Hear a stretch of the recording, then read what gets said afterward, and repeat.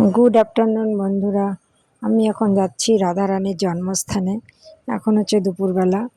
দেখো রাধারানীর কত উপরে, মানে পাহাড়ের উপরে জন্ম।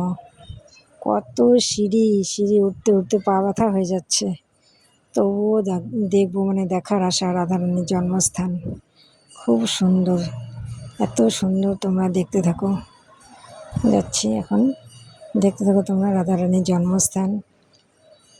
আমার তো খুব ভালো লাগছে, উঠছেই পা ব্যথা করছে একদম, মানে আর ওঠা যাচ্ছে না এইরকম অবস্থা। কিন্তু তবুও মনের শখ, ইচ্ছা যে রাধারানীর জন্মস্থান দেখব।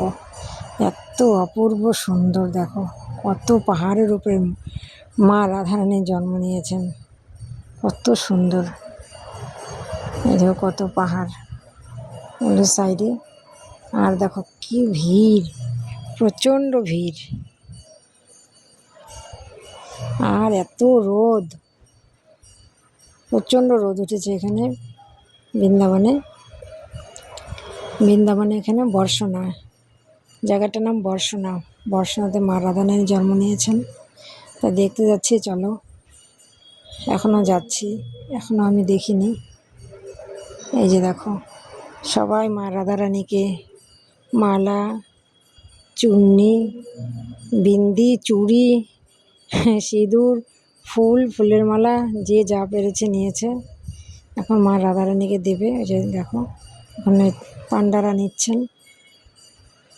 আবার প্রসাদ চাইলে প্রসাদও দেয়, ওই চুন্নি, মালা, চুড়ি সবাইকে মা রাধারানীর প্রসাদ হিসেবে দেয়। দেখো কত সুন্দর, এত ভিড়, এত ভিড়। এই যে দেখো, কে দেবে কারটা নেবে। এই ভিডিওটা কেমন লাগলো বলো।